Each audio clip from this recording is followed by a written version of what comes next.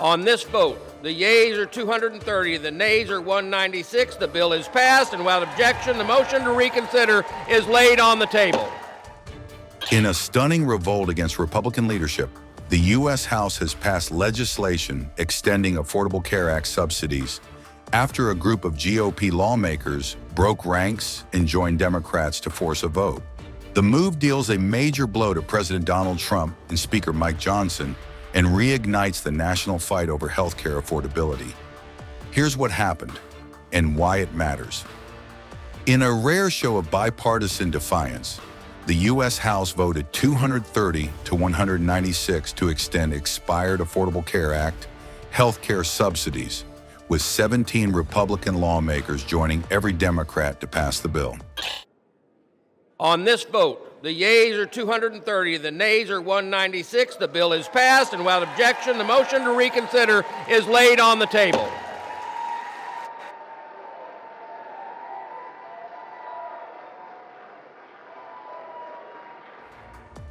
The vote came after Republicans and Democrats used a discharge petition to bypass objections from House Speaker Mike Johnson, effectively wresting control of the House floor from GOP leadership. The legislation would extend enhanced ACA tax credits for 3 years, subsidies first expanded during the COVID-19 pandemic and allowed to expire during last year's government shutdown. Democrats hailed the vote as a breakthrough. House Minority Leader Hakeem Jeffries said the affordability crisis is real, rejecting claims by Donald Trump that rising health costs are a hoax. The People's House has just delivered a decisive victory for the American people by extending the Affordable Care Act tax credits to prevent tens of millions of Americans from experiencing dramatically increased health insurance premiums. The Senate said it was impossible to do. But where I'm from, difficult takes a day, impossible takes a week. And in this first full week of the new year, House Democrats, every single one of us, joined by 17 Republicans, have partnered in a bipartisan way to protect the health care of the American people. House Democrats said from the very beginning that we would pour every ounce of heart, soul, spirit, and strength that we had to stand up for the health care of the American people and to address the affordability crisis that exists in the United States of America.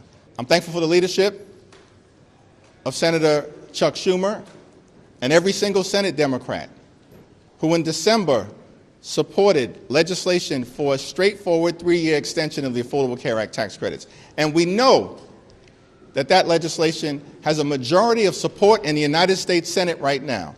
Every single Senate Democrat and at least 4 Senate Republicans. John Thune needs to bring the bill up for a vote immediately and stop playing procedural games that are jeopardizing the health, the safety, and the well-being of the American people. According to the Congressional Budget Office, the bill would add $80.6 billion to the deficit over a decade, but expand insurance coverage by millions, peaking at 4 million newly insured Americans in 2028. Republican leaders pushed back hard. GOP lawmakers argued the subsidies prop up a flawed system and benefit only a small slice of Americans enrolled in Obamacare marketplace plans. Speaker Johnson's office warned that the funding is vulnerable to fraud and said Congress should focus instead on lowering costs for all Americans, not just ACA recipients. But political pressure is mounting. The bill now heads to the Senate, where Majority Leader John Thune says any compromise must include income limits, modest premium payments, and expanded health savings accounts. A bipartisan group of senators says a framework could emerge as soon as next week. The rebellion marks a significant loss of control for House Republican leadership and a win for Democrats, who are already signaling that rising healthcare costs will be a central issue in the upcoming midterm elections. Despite urging Republicans to seize the healthcare debate, President Trump now faces a familiar problem: a party divided over Obamacare once again. If you look at what we're trying to solve the healthcare problem, we're trying to get better healthcare at a lower price. I mean, that's a good thing, right? And the one thing I learned, and just in concluding, and I said it like a month and a half ago, and it was the number one thing in the country. Even the fake news covered it. They tried to put a negative spin on it, of course. I said, I read a story about insurance companies making a fortune. A fortune. Their stocks were up 1,700%. Who invested recently in a stock that's up 17? And that's because the money that they're getting from Obamacare is massive. And the government generally. That means they're making a fortune. If you guys can get in a room, because, you know, we don't have that as one of our issues. It's the only thing they have. They're lousy at it. They came up with Obamacare. We tried to fight it. We almost had it won, but we didn't get 3 votes. We should have gotten them. But here's, you want to turn this thing, you work on favored nations, you work on borders, you work on all of the things that we talked about, but now you take the healthcare issue away from them, and they want to fight it. You know why? They're all owned by the insurance companies, and they cannot fight it successfully. There's nothing they can do. That's like almost the voter ID thing.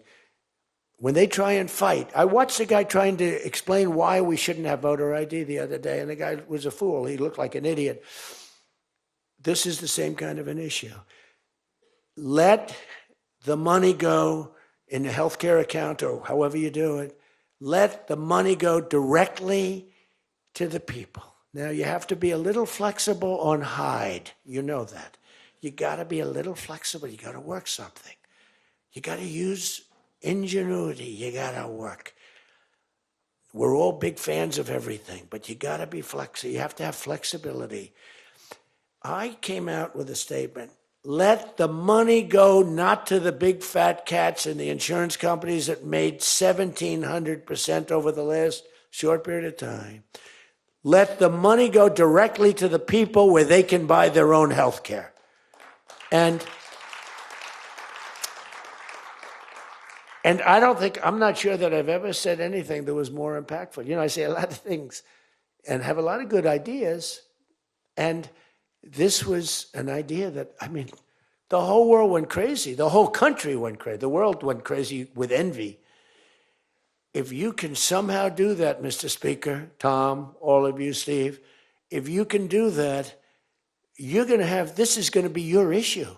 If you can come up with health care, remember this, where the money goes to the people, you have just owned, they can't fight it. They're owned by the insurance companies. You guys don't get money from the insurance companies, they do. They get a massive amount of money. It's their biggest donor. They're going to try and fight you, but they can't win the fight. If you explain it, the money goes directly to the people. That's going to be your issue.